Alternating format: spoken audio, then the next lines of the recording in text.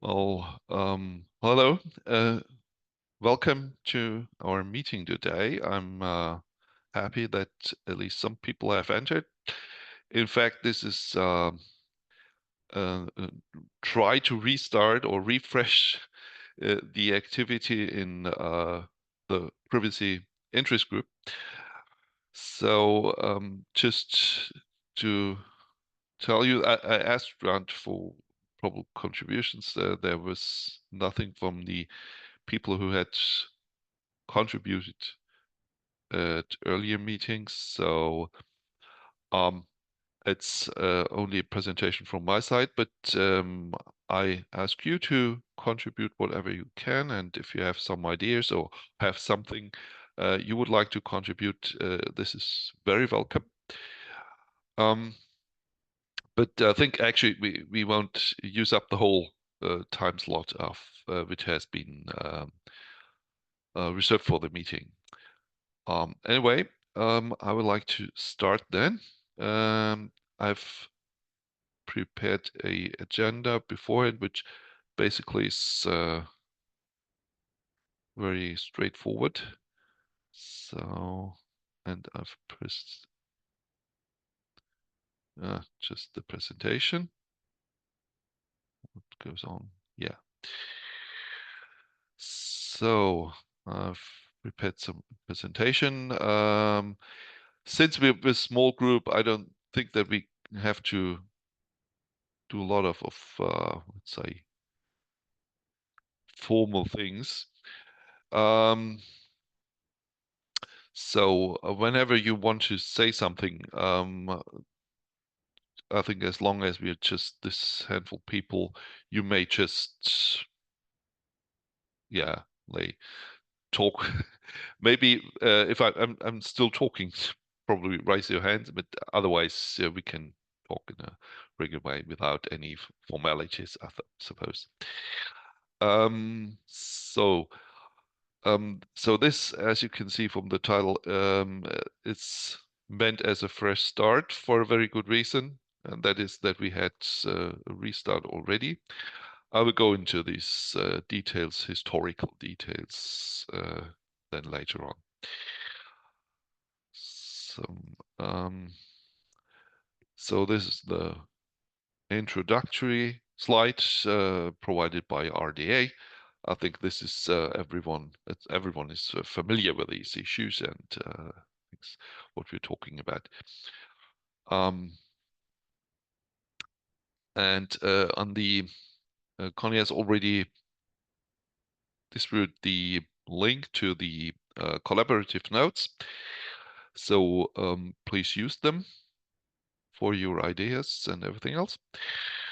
Um, and I think there's also a table. I will talk about that later. Yeah, I would like to start with a short round of introduction. Since we are a small group, I think we can do this really live. Depending on the number of participants, I also thought about having that in the collaborative notes, but we can do this so that everyone gets known to each other. I will report shortly on the history of this IG, just to give you some understanding what has happened and was planned and what didn't happen, and our current status. Drop some words on the privacy issues and what's the motivation to carry on with this, and why we think that it's necessary to do that. And then I want to go into the major part of it, which is the future of this interest group. Basically how to carry on with that, since I'm currently the only co-chair here, and we don't have any running projects. So we have some abandoned or dormant projects which could be restarted or we could carry on with. Um, and then yeah, come to the more formal things like a call for volunteers, and if there's some additional comments from your side, and we can start thinking about future meetings. Well, that's all the basically the agenda. If someone wants to contribute any more, please show up, raise your hand. We can include this anyway. If not so, I would just jump to the introductory round. Again, as I said, since it's not all of the 27 people who registered for the meeting are here, so I think we're a very small group. If you don't object, I would propose that we do a regular introductory round, so go around each other and just say some words about your background and what your interests in privacy probably are, or something like that. And I would go through this just we got to see. I'll try to do this in a alphabetical fashion. So I would start with myself. I'm Jörg Geiger, as you have seen from the title. I'm located in Germany, in Würzburg, Germany. I'm there. My bread and butter job is heading the laboratory and biobank for body fluids. For several years now, my scientific background is physical chemistry, and I'm quite for some time in the issues of standardization but also in the ISO level, and also in privacy issues, which is quite clear, a very fundamental thing in biobanking. And so I'm much involved in a lot of work around how to preserve the data, how to keep data confidential within the systems, and so on.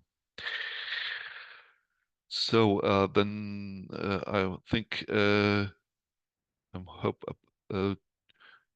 Duvertier Blumen from Leuven. I hope I have pronounced it correctly. Would you Yeah, like to introduce yourself? that was pretty good. Yeah, so I'm Diewertje Bloema. I work at the KU Leuven in Belgium, and I work in the RDM Competence Center and as the product manager of the institutional data repository. And specifically there, we also allow publication of sensitive data, but in a restricted way. We use the Dataverse software for that. And yeah, we have some challenges there along the way, like processing access requests, drafting up DTAs, and how you all do that in a very organized and sort of streamlined manner, because currently it's very much case by case. So in that context, I'm interested in this conversation today. Thank you. Very good. Next one, I think, is Lars Eklund. If my Hello. would you? Yeah. I am Lars Eklund. I reside in Uppsala, Sweden. I work for the University of Uppsala and also for the National Bioinformatics Sweden and for the Swedish National Data Service. I currently work as a domain expert in sensitive data, where I help researchers understand both the legal and the ethical considerations, but also practical things around cybersecurity and things like that. I have a background as a software developer and then a short stint as where I got my doctorate in theoretical inorganic and physical chemistry. And then, but I've spent most of my time since about 1998 thinking about privacy issues and issues around cryptography and how to handle different types of sensitive information in computers. So that's a little bit about me. Thank you. Thank you. Sounds very interesting. I think then Françoise Genova. Yes, thank you. So I am an astronomer. I am based at Strasbourg Astronomical Observatory. And so privacy issues are not at all something we deal with in astronomy, but I am also acting in support to data sharing in France, in particular through RDA France. And I know it's a critical aspect, so I am here to learn. I will not help about your the focus you want to define, but I am here to listen. Thank you. Yeah, you're welcome. Thank you. Then Andrew Hoffman, would you let Hi, good morning. I'm Andrew Hoffman. I work in research data management at Leiden University in the Netherlands. I'm trained as an ethnographer and spent a long time kind of studying semantic interoperability practices from a sort of anthropological, sociological perspective, and then transitioned into a role that I currently inhabit, where I spend the majority of my time supporting researchers on pretty much all things research data management related. I'm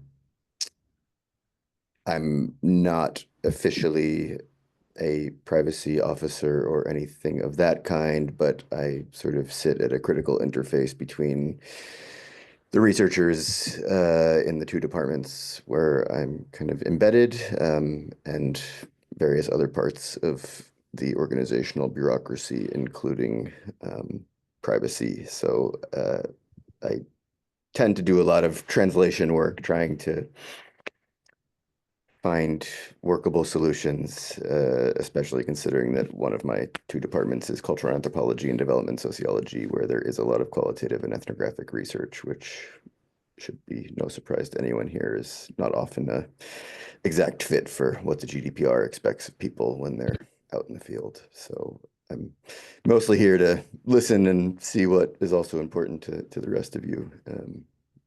So thanks for having me. Thank you. Thank you very much.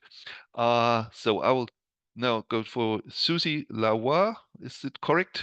Sorry if I pronounced it wrong. Lavoie, yes, that's very good. Thank you. So I'm the research data strategy lead at the Center for Youth Mental Health at the University of Melbourne. So I'm interested in privacy because we collect research data from a vulnerable population that we also recruit from public health systems. And just like Françoise was saying, we're also interested in making sure that the data that we collect are ready for secondary use of data, data sharing. So there's a lot of issue around privacy. So yeah, I'm here to learn and hopefully contribute as well if I can. And I need to apologize already. I'll have to leave this meeting a little bit early. But thanks for having me. Yeah, thank you. I don't think that will be an issue because I don't think that we will take up the whole 1.5 hour. But welcome. So I think Kira McNace is hello. Yep. next in the list. Please. That's right. Thank you. Hi, I'm Kira. I'm at Cambridge University Press, based in the UK. And my role is Research Transparency Manager. So I work across our sort of portfolio of 400-ish journals, plus our academic books, trying to encourage them to increase policies on data sharing, research transparency, all that sort of thing. About 2/3 of our journals are in humanities and social sciences. So questions about data privacy and what people can do in terms of data sharing when they do have data with privacy related issues do come up quite a bit. So I'm here to listen and hopefully contribute as well. But yeah, nice to meet you all. Yeah. Very good, thank you. Yeah, and I think Ryan O'Connor. Yep. Hi everybody. Yeah, so my name is Ryan O'Connor. So I'm working with RDA Europe. I'm based in Cork in Ireland. So kind of privacy issues aren't anything sort of concern with my job directly. But the project I'm working on, the RDA Tiger project, which some of you might have heard of it from some of the plenary sessions in the last couple of days, we're supporting in various different ways, supporting a number of groups across RDA, probably over 20 now at this stage. And the issue of kind of privacy is sort of something of interest to a lot of those groups. And I'm sort of here not as even anything remotely as an expert on the issue of privacy, but here just to see if there's any connections that we can make between those groups that are concerned with privacy in one way or another, and this group is also, again, sort of in the category of here to learn. Yeah, thank you. I think this is a very relevant aspect that we have to interact with many other groups. We did this with a sensitive data already in a way, but I think this is really a horizontal topic basically. Yeah, so it goes in many directions. So I think it's good to have these connections as well. Yeah, I think Micha Peche is the next one on the list. Please. Hi again. Go ahead. Yeah. So yeah, I'm located in Slovenia, Ljubljana, coming from research center. It's organization of around 400 researchers and 18 institutions. And institutions are mainly connected with humanistic field. So that's why, of course, I'm also particularly located in research infrastructure department. My role, I think, would be sort of research data expert. My other background is, again, ethnographic fieldwork. So that's why I'm also kind of more connected with this kind of topics. But mainly, yes, we have a lot of humanistic institutions who are they have a lot of problems regarding this topic.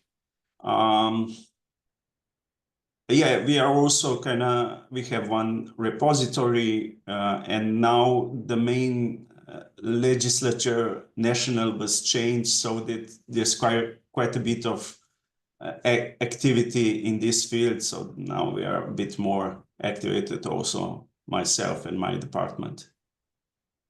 Okay, thank you. Very good, welcome. So I've seen that Mathieu Pourrieux should be the perfect. next one. Hi, everybody. So I'm Mathieu Pourrieux. I'm a research engineer in economics. So basically, I collect, I analyze, I treat data of various sorts. But originally, I'm specialized in experimental economics. So basically, we do this kind of thing, but on personal data.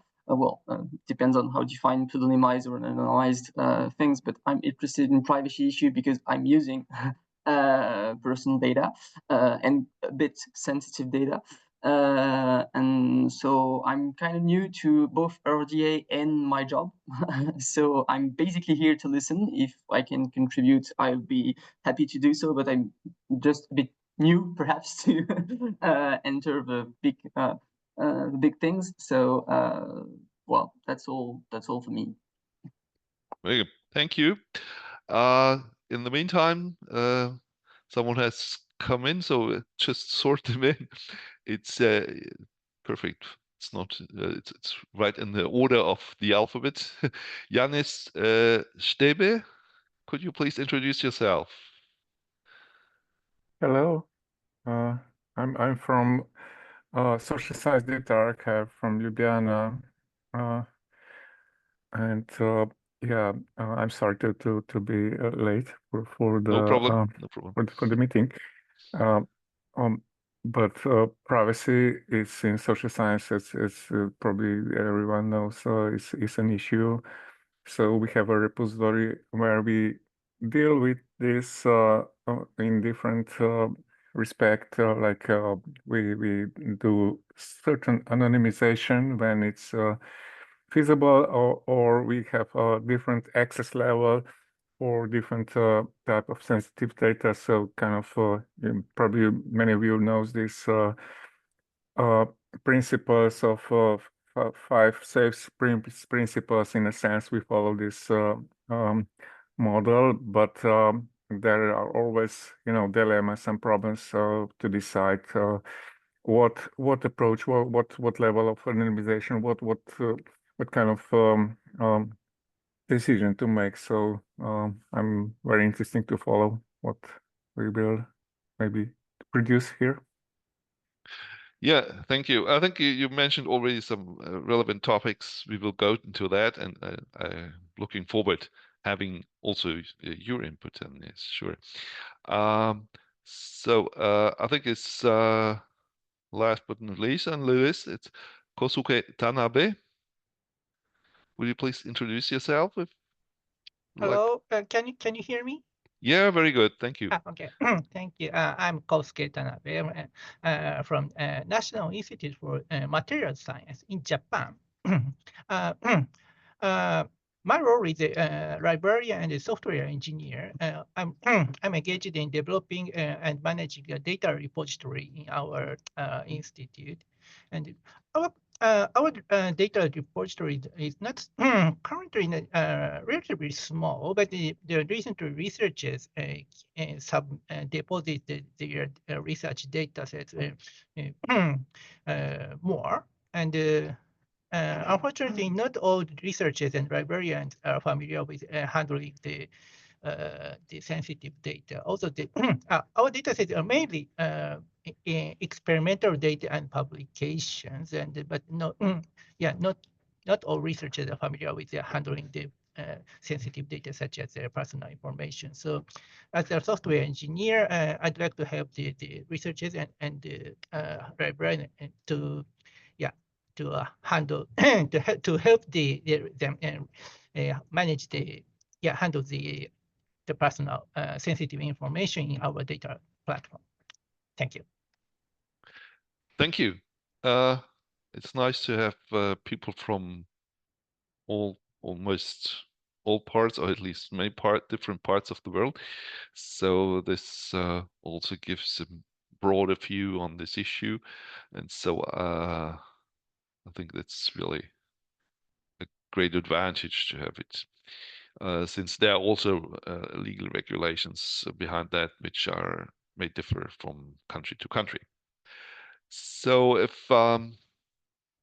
thank you again for your introduction. It was very interesting for me, and I think for everyone else as well, to hear these different aspects, to see how different the approaches are and the concerns. So this would also contribute in a good way to the whole project. Yeah, just as a remark, you may, and you're very welcome to contribute in a way you would like or can. You can talk directly, we can talk directly with each other. Just raise your hands, and I'll always try to watch the list of participants here to see if someone has raised the hand. In fact, it may happen that I miss it. Just if I really, it's not that I would ignore someone. Yeah, please, if I miss to see that, just drop a note or just say something. So I'll see that. Okay. In addition, we've got the collaborative notes. Connie has already placed the link in the chat. There's first only the attendees list, which you will please fill in.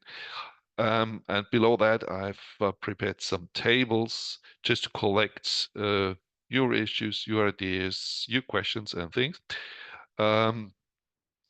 So we have, basically a good overview what are your concerns, your interests, and this will help to design further work. And in addition, we've got the session notes where you can, I think you are familiar with that in RDA, you can enter your ideas to the presentation or to the topic in your way.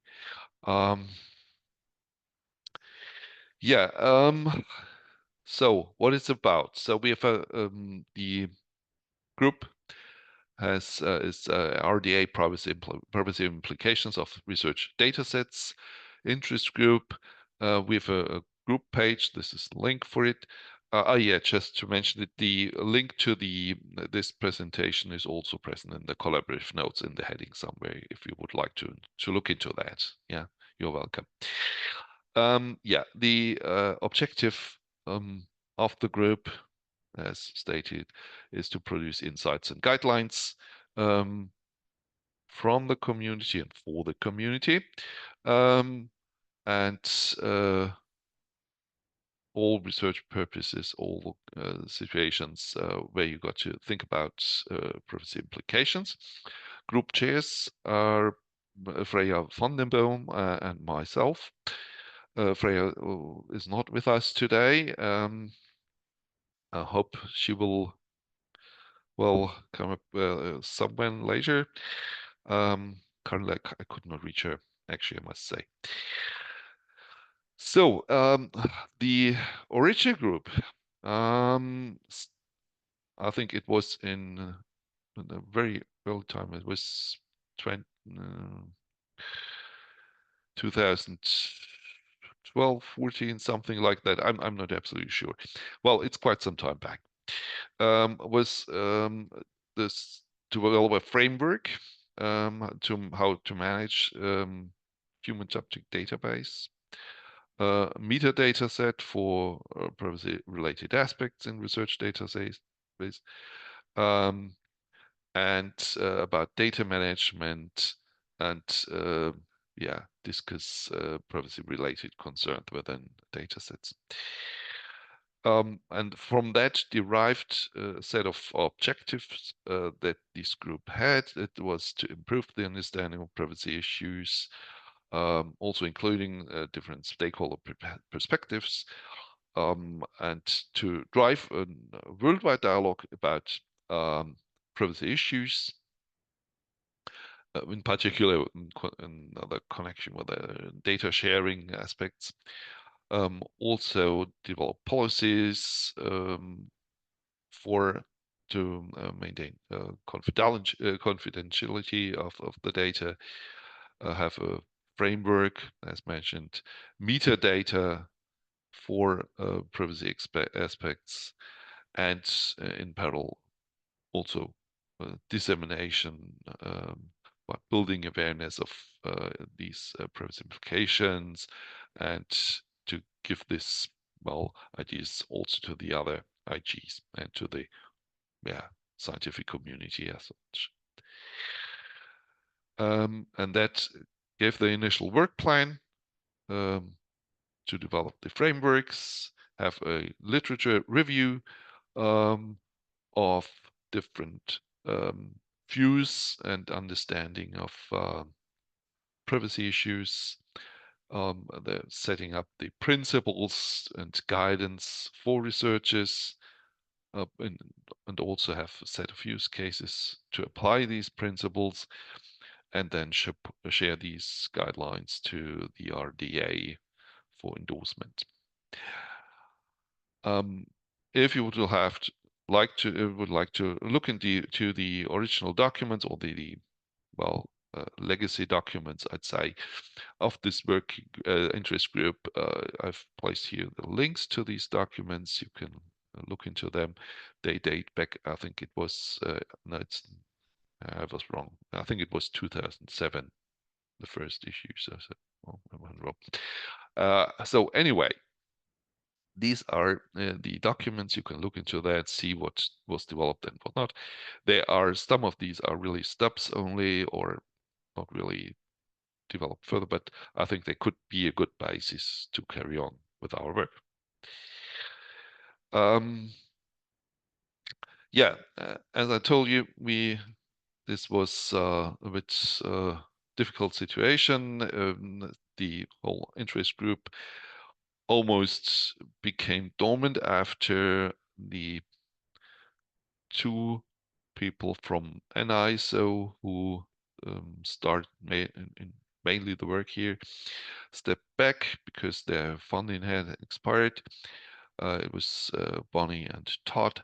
Both of them were very active and tried to push the things, but since then it was quite difficult to carry on with that. The initial title carried also an ISO in it because it was driven by them. Yeah, and then in plenary 18, we decided that it would be necessary to carry on with the work. We tried to reactivate it, and it was now renamed to RDA, Privacy Implication Research Datasets IG, because NISO was no longer with us. And the only two co-chairs that were left was Freya and me. At this plenary, we decided to carry on with the work, but to adjust the scope, since some of the ideas were probably a bit too ambitious, I'd say, today. And there hasn't been a lot of input at this time. And to help the understanding, as we saw in this meeting, that is very different ideas on privacy, to set up a common definition of it, and also to start with a collaboration and exchange with the sensitive data IG, which had been formed almost then. So since there is some overlapping interest in that, and we got to delineate what is what, and to differentiate privacy from sensitive data. At P19, we did a lot, worked on the scope. We redefined the scope, adjusted a bit, we're rethinking the whole concept, aligned or realigned the objectives, and started with defining privacy in the research context, and also decided to start with regular meetings, which in the beginning was okay, but since these regular meetings were extremely poorly attended, we decided to abandon that, because it was really, for those who were there, it was a waste of time, and they had to plan for that, and for those who were not there, didn't carry on with this work. So this was quite a bit disappointing, and so this is also an issue here today. The outcome of P18 and P19 was that it was clear that there is these issues are important, and that people are interested to work on that, and everyone was convinced that it would be a good idea to continue with the work. Decision on the collaboration with the sensitive data IG, what I already mentioned, and we already started a first project together with sensitive data IG, setting up a survey on sensitive data and privacy issues, and this was run basically by the sensitive data IG and analyzed by them.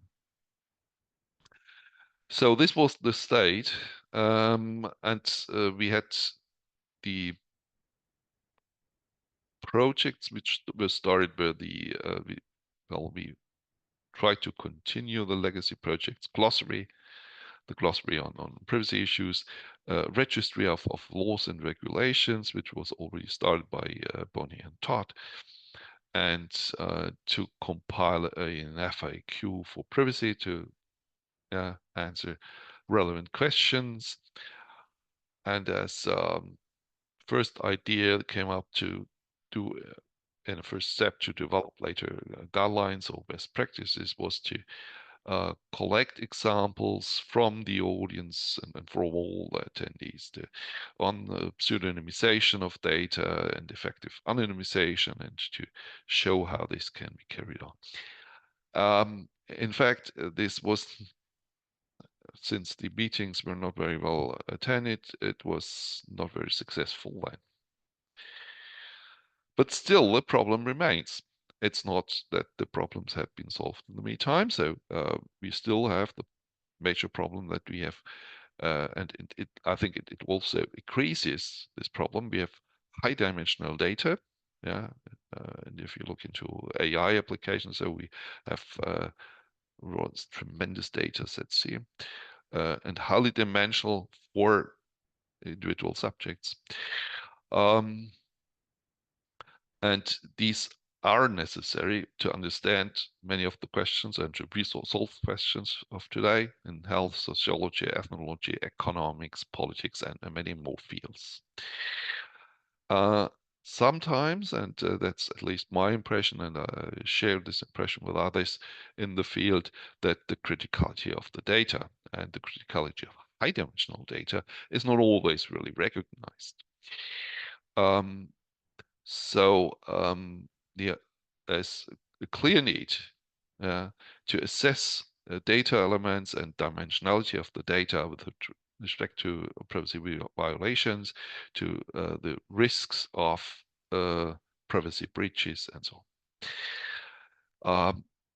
And this is necessary, not only just because there are legal rules and things like that. It's about having the data, because you at each point when you collect data, you affect the right to informational self-determination of the individual. And to give away data depends very much on whether the people will give away data or give you the opportunity to obtain data from them, is based mainly on the trust in you. So as a researcher, you have to build trust to have the people in prepared to give you any data. And this is not built through just claiming that that's necessary research or whatever you can mention. Basically, it's about to be provide technically sound procedures to handle the data in a transparent way, and to your methods in transparent, so everyone can understand what's going on and how, by which means privacy is preserved and data are kept confidential. I think this is a very central issue to build trust here. So the thing we got to look into privacy. This is also the understanding of privacy. Privacy is one aspect, is clearly the legal view. Yeah, there are clear senses what is privacy, what is not. But there's also the other side from the individual. Yeah, how to understand privacy, and this depends very much on the notion, experience of a person, its economic or the social status, yeah, but also the society around it. So the cultural norms, values, the understanding of the digital environment, yeah, and the trust in the institutions, yeah, societal perceptions. And to understand how information are shared, and in which context they are shared and for which purpose. Yeah, I think this is something to understand as a researcher, that there are many different aspects to the understanding of privacy, and not each and every one has the same understanding. Some people are more relaxed in that. Yeah, we know that from the social networks, where some people give away data which are clearly very personal things, yeah, and go very close to their privacy without any concerns, and others who are more reluctant in that. So this is something we got to understand and keep in our minds, that there are different aspects on that, and we should always think that this, even if we have set up some rules, we got to think about how perception of privacy is changing over time, or depending on the situation, yeah, depending on also political situations, yeah. I think it's not wrong if I mention now there's a situation the US probably, yeah, some other countries probably as well. So the understanding of where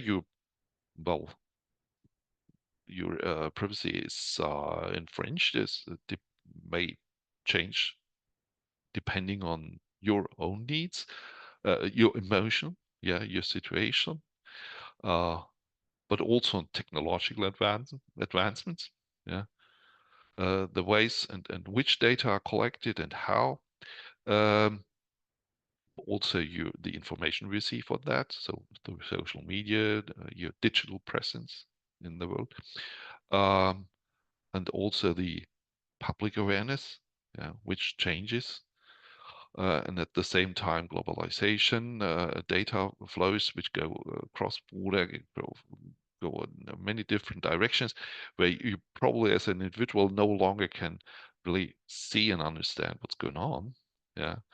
And on the other hand, you experience privacy breaches, and sometimes really high-profile privacy breaches, and at the same time also,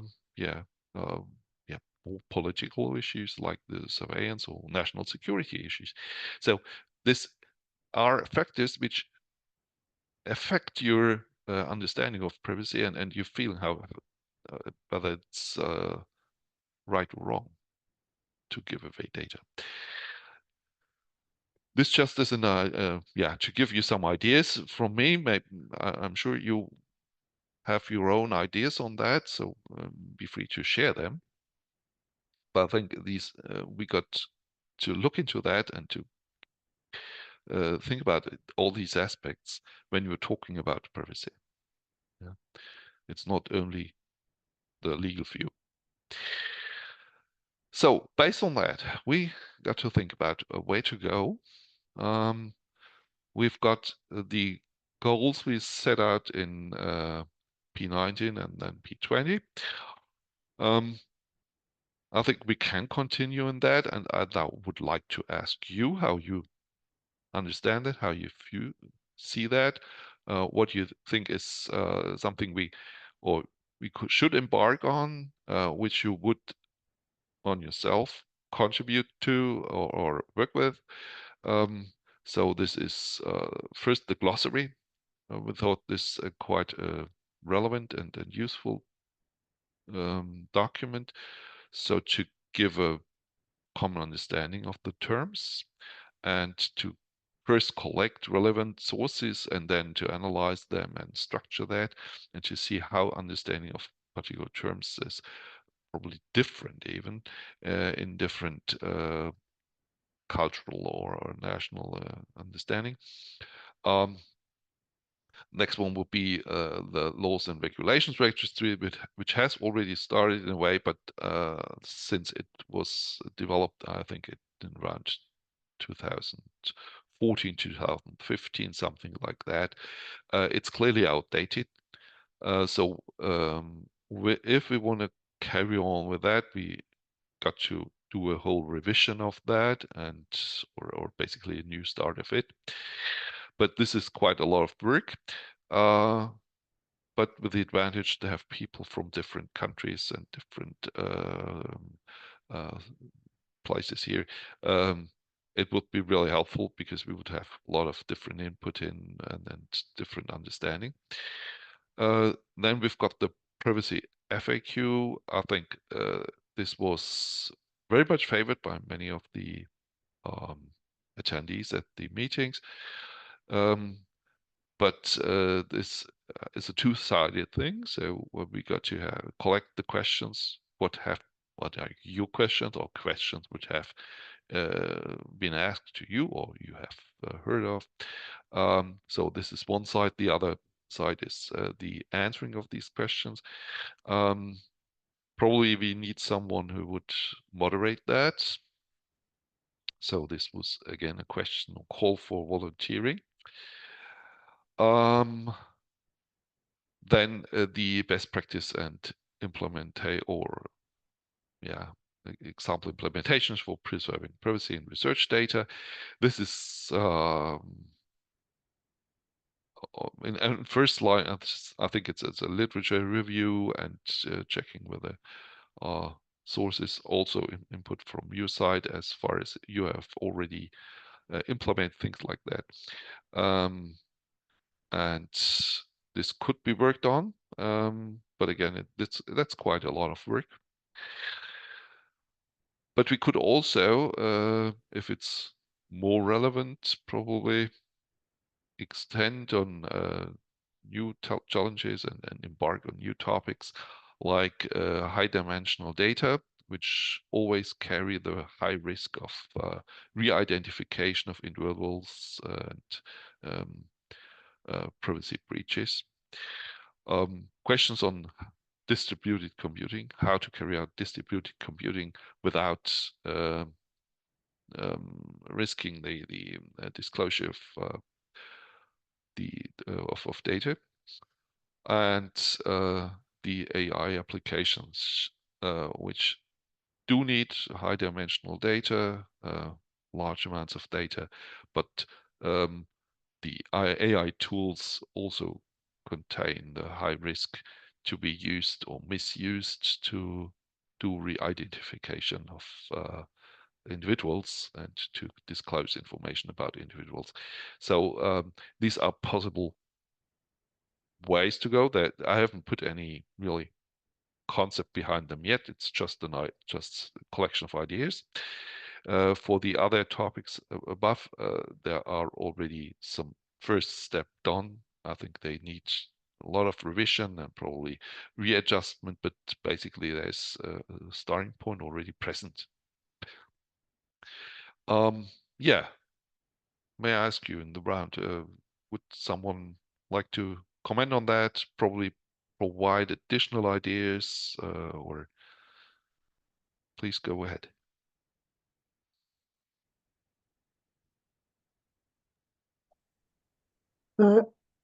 I made a suggestion in the document.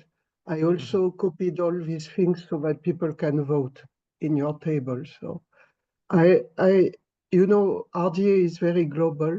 So I was wondering if it would not be useful to gather a collection of guidance documents.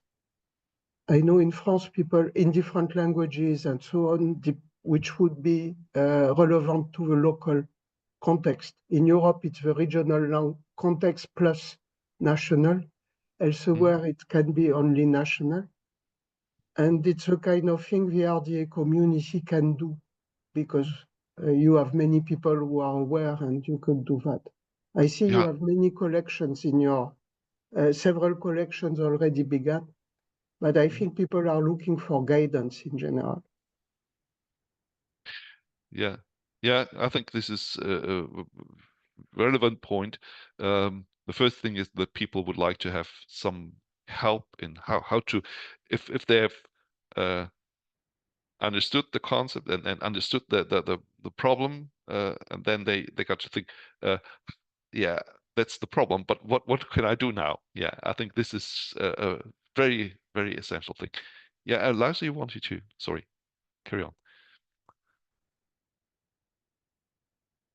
Sorry, I just feel that this is a really important topic that you're bringing up, and also in conjunction with AI and AI use, this actually comes in even more today, especially with, as you mentioned, the re-identification through high-dimensional data that you can do with AI, not just the privacy concerns of AI when you use AI for legitimate purposes. So you have the legitimate purposes that researchers many times use for AI, which is, but you also can have without malicious content, intent, actually have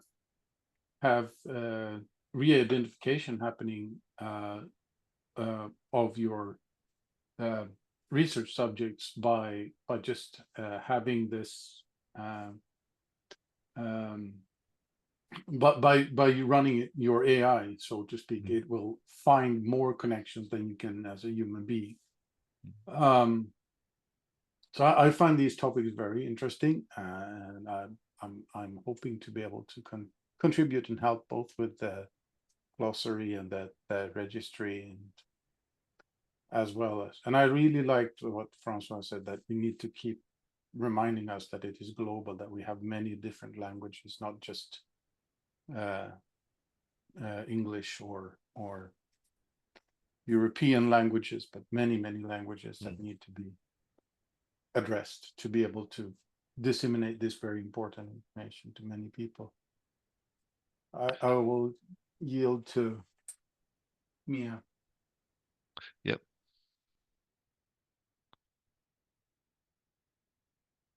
Mika, Okay. please carry on.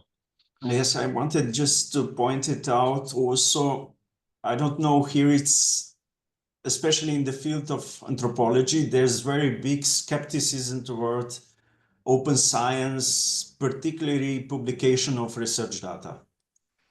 And regarding of this, there are many issues here, and some of them are already mentioned in this list. But I would say that that topic, best practices implementation for preserving privacy. So these best practices could also work in a way as a stimulation to somehow overcome these problems. Probably there are some other methods or techniques to achieve this, but that's why I think I'm very kind of keen on to get something out of this. Yes. Yeah, thank you.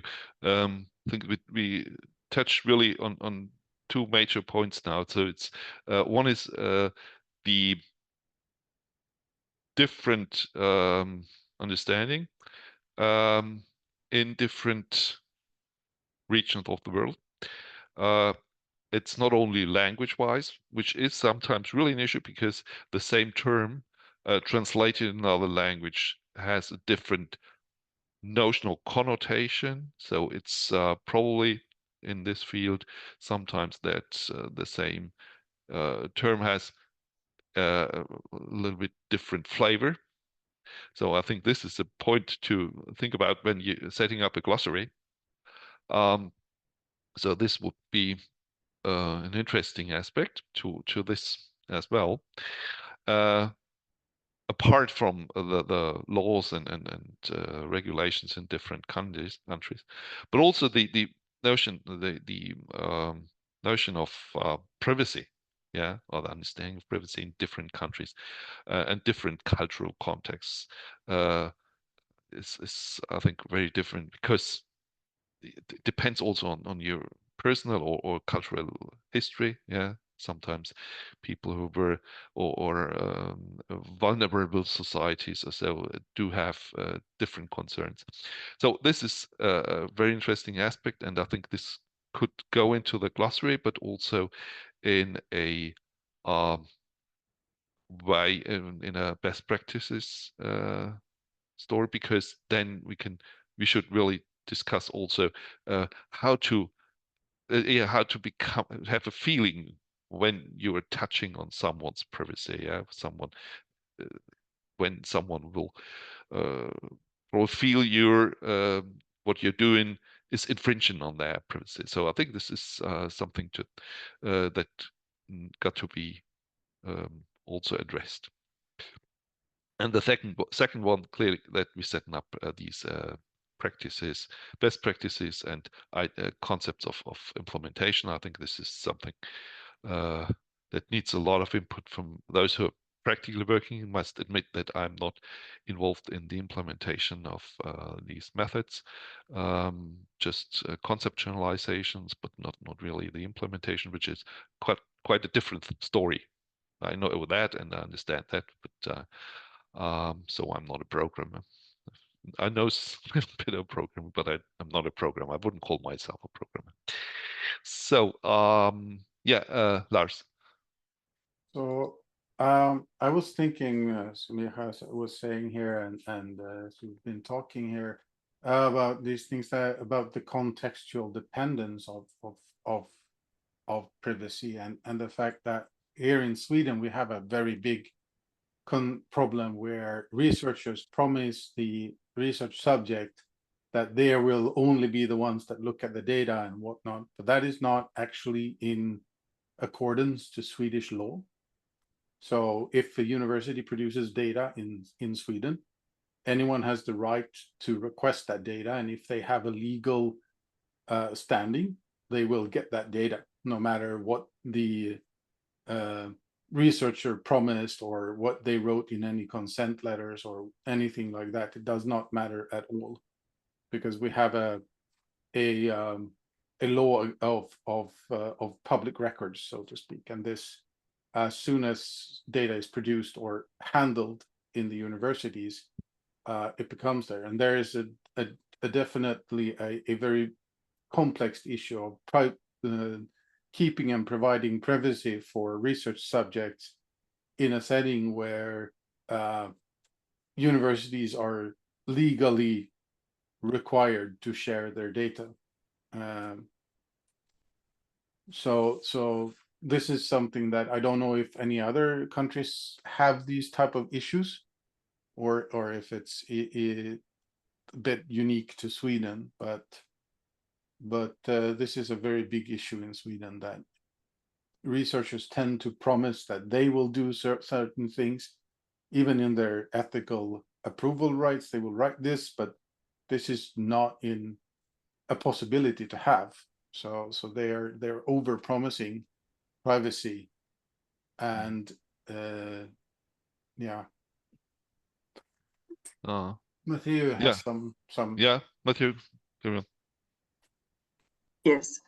So thank you all for all sharing experience and starting discussion about all this, because I do think it's really important. It's also massive, with a lot of implications, with a lot of ramification and connections with a lot of different problems, open science or AI, and I miss a lot of it.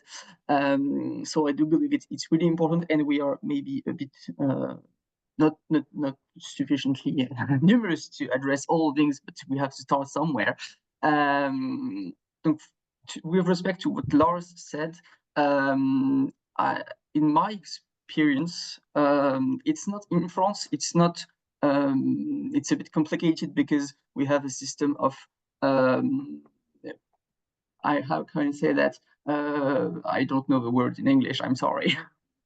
So it's a property issue with intellectual property, and it's not really well defined either legally or in people's mind who is the legal property of the data. So that's the first issue, and nobody really wants to get into that, actually. So there is that. But what people usually do is that they promise that everything is anonymized, whereas it's not, because they confuse pseudonymization and anonymization. And at the same time, they for some of them want to do open science, and so they're going to deposit maybe some things that could be with AI reused to re-identify people, even with not necessarily harmful intentions. And that's not at all something that people anticipate. I also believe that there's an issue with informed consent, and the idea that depending on, for what I understood, I'm in relation with the DPO from my university, and we try to dig in the how we can collect data properly with the platform we are using to run experimental economics, and it's really like a lot of work. And what she said was, you don't need actually informed consent. You need, you have the right as a researcher to collect data, to use it, and you have to ensure that you make sure that you don't, by doing research, disrespect privacy. You have to warn people, but you don't have actually to collect informed consent. So it's not the same. How can I say that? There's somebody put it in the but it's not the same legal. I don't know the word, but it's base. So, and that's not at all known by. It's not known by anybody. And a lot of people told me, "You're crazy. You're going too far, and you don't do that. You're preventing people from doing research what they did before." But it's a lot of confusion, and I believe clarifying what it means. Of course, it depends on the countries, on different cultural perspective, on different legal perspective too. But we need to, well, there is a need to know what we're talking about, know the issues, and then for sure know what to do. And this is, yeah, it's not simple, but I think some guidance exists in diverse environment. But yeah, just sorry, it's a bit confusing in my head, but no, it's okay. Very good. Yeah, I think this is a relevant point as well, but since there may be the legal provisions that you can do something without explain well clear consent on that. So, but it's also about trust. So by informing someone, yeah, and giving a clear statement on what you're going to do, you build a trust, even if it's would be legally fully okay to well waive that, yeah, this consent. It may help you to clearly show, yes, you can rely on us. We just make it all transparent. Yeah. So I think this is something that's also necessary. But Yanis, please. Yeah, I also want to touch on this consent issue, because I mean there is a lot of similar cases when researchers are promising the subject to be you know, to be the only one, or research group to be the only one who will use the data, and then when it came to data sharing, because researchers are obliged to share the data by, you know, some open science regulations, it came visible that actually there is a conflict. I mean, and I think that this is kind of a problem that would fall under this collection of best practices. What to do in this respect, in this situation, because I mean, as you mentioned, Jörg, there is this ethical relations also, not only legal. And the ethical aspect is when someone promise to the research subject something, then it's a problem to bridge this promise. And so there are certain practices established also in the wider community of social science data archives, what to do in this situation.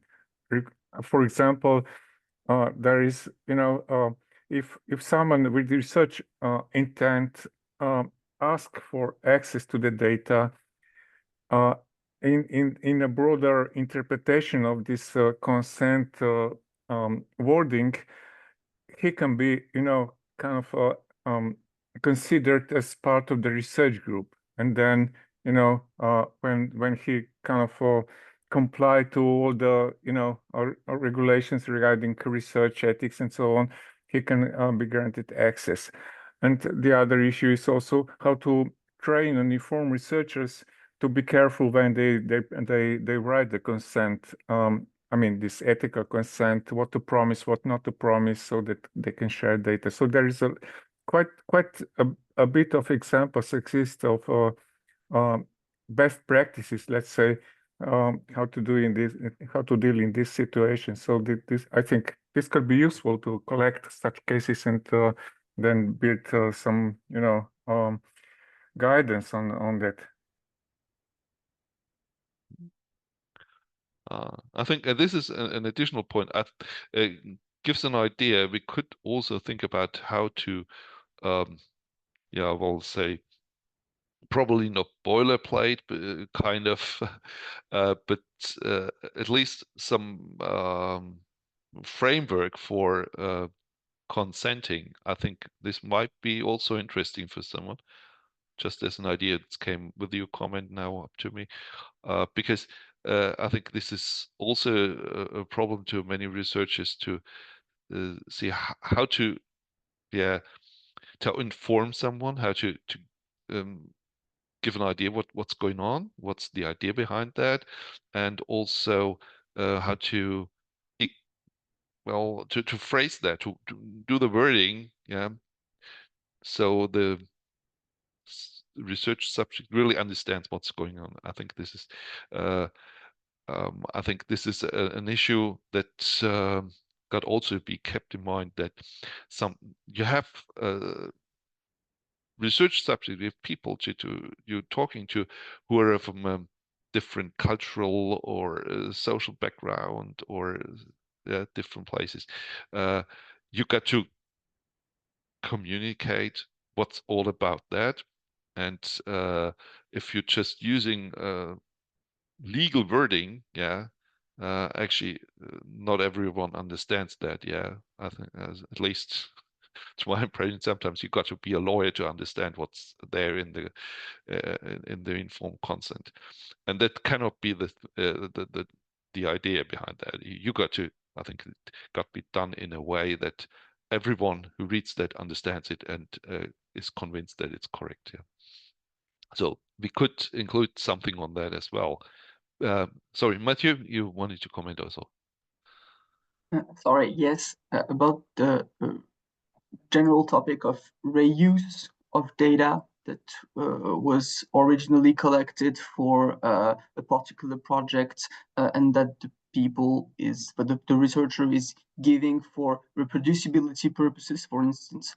I think one thing is lacking, and I'm not entirely sure it's the purpose of this group to tackle this issue, but we don't have like a specific, well, from what I understood from the French legal framework, you have to first say in the document you provide participants that you are going to give the part of the data that is with little risk of breach of privacy for reproducibility purposes. That's the first thing. And the second thing, you can distribute the data for research.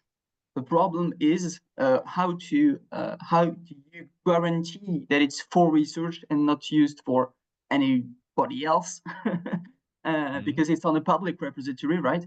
And I asked my university if there was legal license I could use to give my data in a respectful way with respect to privacy, and there is none currently. From what she knew. Again. Yeah, you're touching again on a subject by data sharing. It's more an ethical aspect, but I think this is also related to the individual.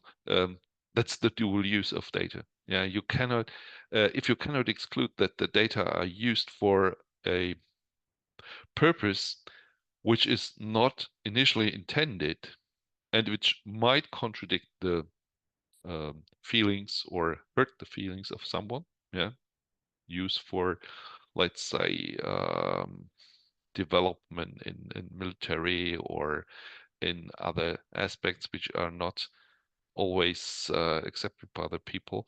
You got to think about how to handle that. Yeah, since basically you have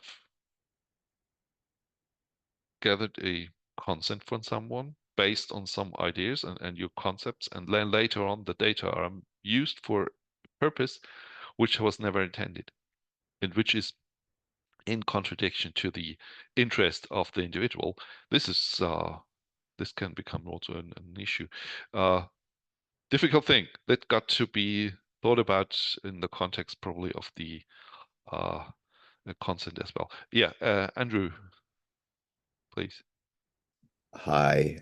Yeah, just following on from that point, I haven't put it in the notes document, but I do think that this is sort of related to what I was including there in terms of thinking about modular consent. But this goes even further than that, to think about upfront what the conditions of data sharing would be, and how, based on, I think, what Mathieu is pointing at, to involve your interlocutors or the research population up front while having some vision of what the plan would ultimately be. So I recently got a question about an interview study that someone would like to do with people who are doing certain kinds of work that may be politically sensitive given the state of the world right now, and they would like to make this as available as possible, but not immediately expose it for possible use for retribution by bad actors, including nation states. This is with a fairly educated population who should understand to some extent, the kinds of things even that we're talking about here today. And so I was trying to think, like, what would that look like, right? And can you already, again, sort of bake into the consent process and the project documentation an idea that, this data would be deposited somewhere under a restricted license that does have some kind of provision for research only, but not just any research, and then even thinking of a way to work that request, if one comes in to access the transcripts, back to the population to provide a sort of opt-in or opt-out based on whatever the requesting researcher's research plan is. I know that this is probably talked about in other groups here as well, but yeah, it strikes me as something that is also relevant to this group to think about what that actual consent process or what the documentation chain looks like, and then from there what infrastructure is actually available to sort of bring that into reality. I don't know if that made sense, but yeah, sure. Thank you. Yeah, Lars, just. Yeah, we actually have a similar case going on at the moment regarding very sensitive data of people who are refugees for political reasons, and it is very complicated based on how this data should be handled, because it is, when you're starting to look at these kind of things, we're starting to go beyond the sort of normal concept of privacy, because we're going into the concept of needing to protect the subjects from bodily harm, right? Yeah. So this is because you can either there's a high risk in the case that you describe, Andrew, that the subjects will be subject to either social, political, or physical retribution from certain nation states, right? And this becomes very sensitive because it's usually the research systems are not built to handle that type level of protection that you need to provide. Even the federated systems are mostly looking from a GDPR perspective at best, and not really up to standard to handle these kind of levels of data, where it actually can be not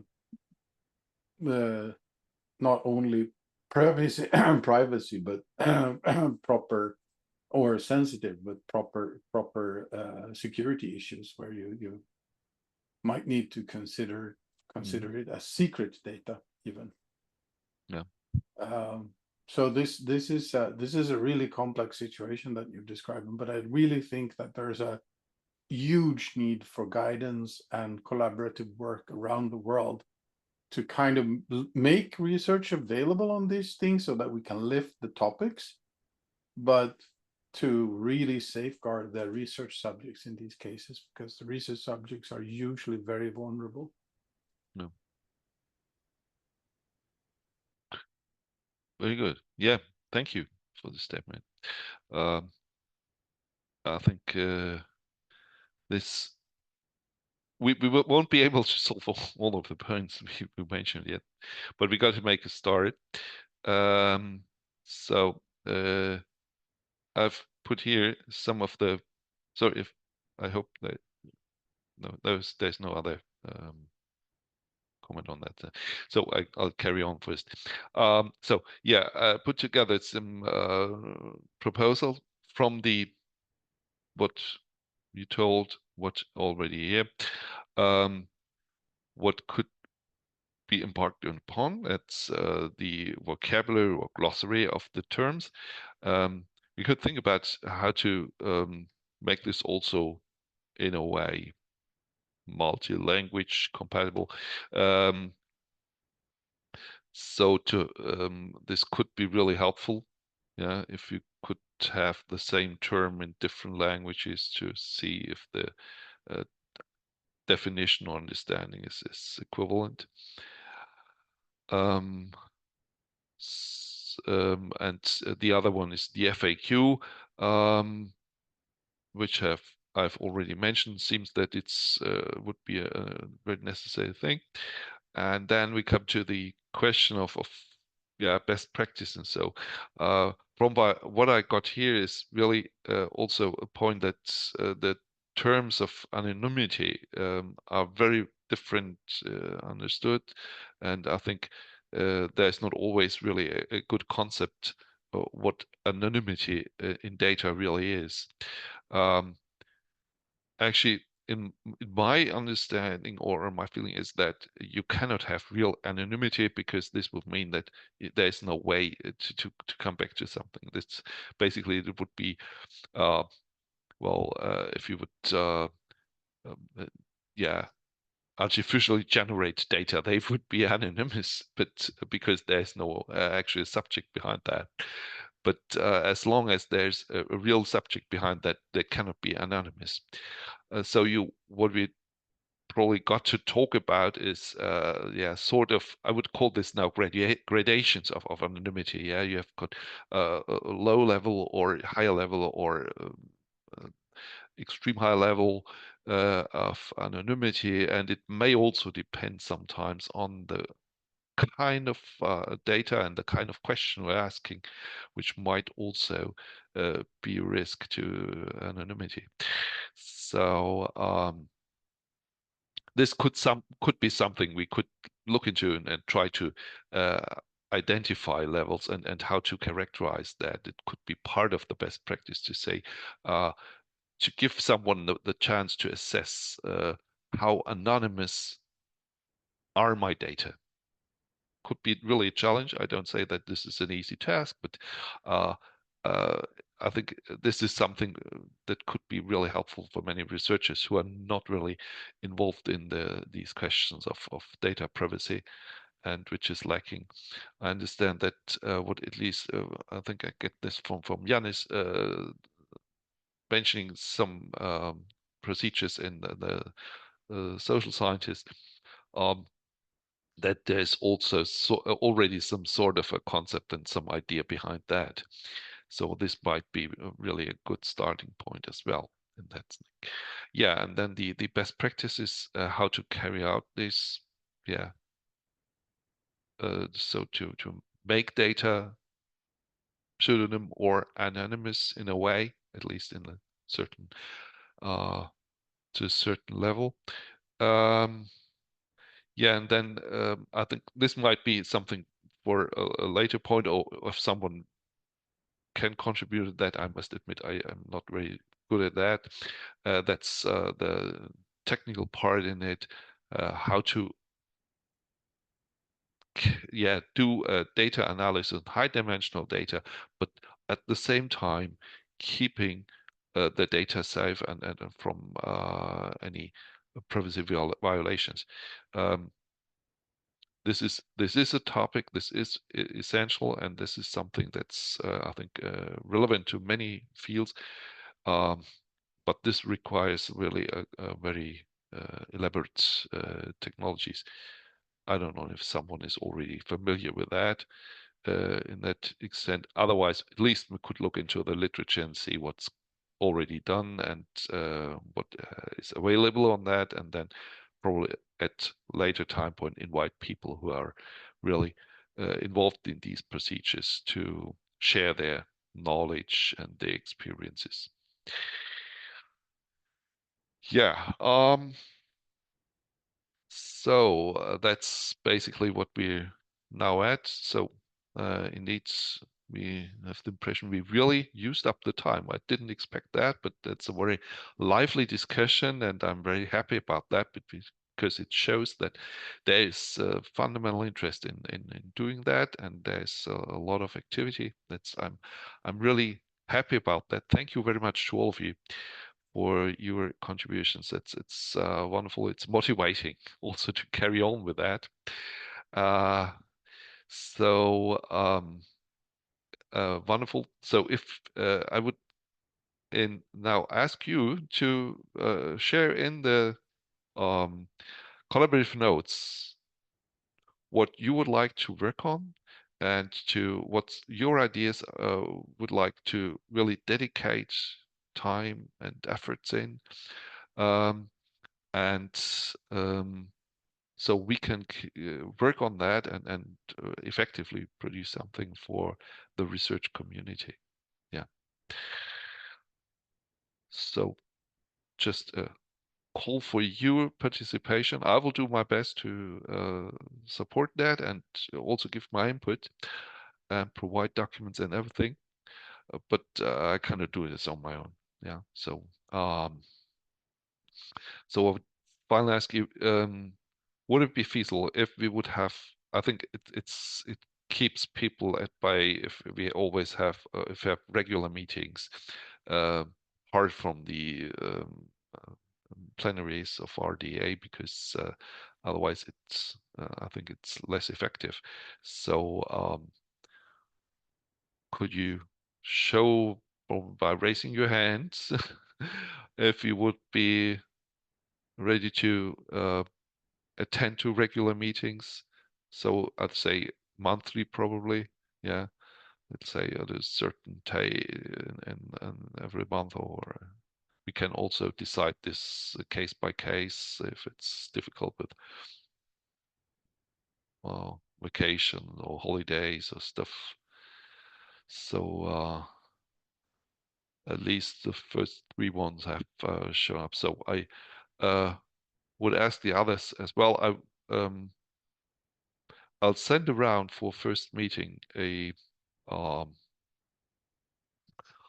some doodle requests, so you can probably not doodle because more in the privacy field, but something equivalent. Just that you can say when it's a good time for that. I think we're in different time. Most is Europe. I think there's Japan and oh, there's someone else has appeared now. Jennifer. Hello. Hello. I'm sorry. I'm so late. Not a problem. I I've haven't got caught seen at the what very end.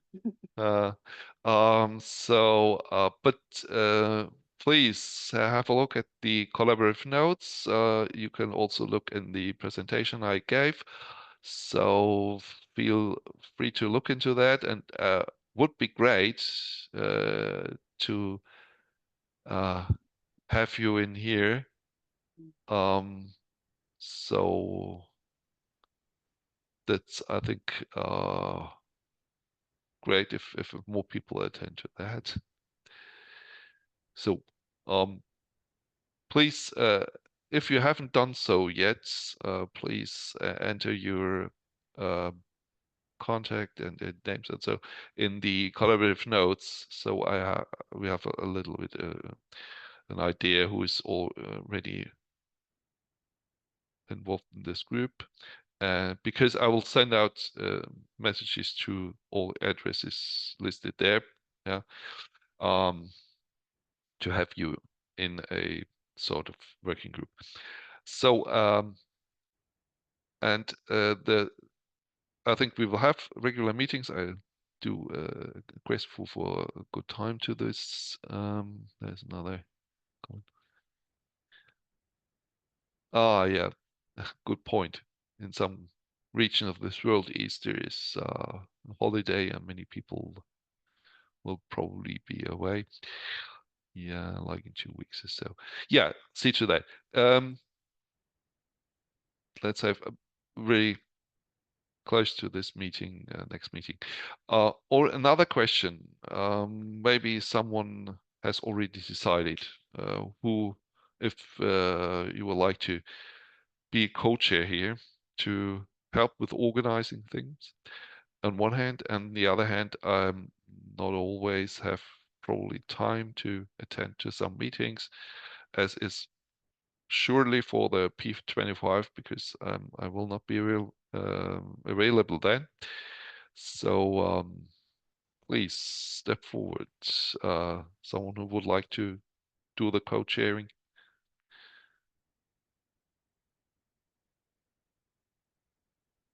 Well, please. Yeah, okay, Lars. That's great. Thank you. And if anyone else, you're very welcome. It's not really a very troublesome task. It's just being here, doing coordinating things and preparing things, and probably sometimes write 2 or 3 lines on comments or so. But okay, thank you, Lars, for your volunteering. So we're almost at the end of the meeting, and again, I must say thank you very much for you being here, for your contributions. Hope I can see you soon again in follow-up meetings, and that this working group or interest group can indeed be successfully contributing to the research environment. And I'm looking forward to your contributions, and all the best to all of you. Yeah. Have a nice day, and well, have a nice again, nice meeting. Enjoy the meetings. I think they are very good, and they're very interesting topics around here. Yeah. So bye, and I think we'll see sooner or later. Okay. Bye-bye. Thank you, Auric. Bye. Thank you. Thank you. Bye.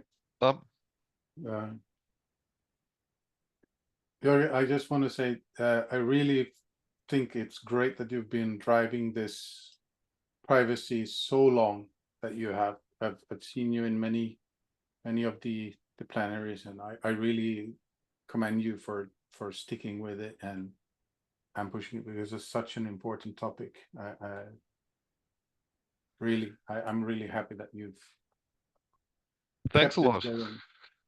Thanks a lot. As long as I can do it, I'll do it. That's great. Sometimes it'll come the day when I'll got to step back just for age, but for the time being, I'm trying to carry on with it. Sometimes it might happen, but hopefully we will have you for a long time. Thank you. Yeah, thank you again for your volunteering. Okay. Yeah, no worries. Wonderful. Yeah. This is literally the topic that I'm most close to my heart. Actually, I've really Wonderful. been interested in this for many years. So I'm really happy that to be here and to be able to help in any way I can. So. Very good. Yeah. Thank you a lot. Yeah. Have a nice day. See you. Have Bye. a nice day. Bye. Okay, so here we are. So stopping.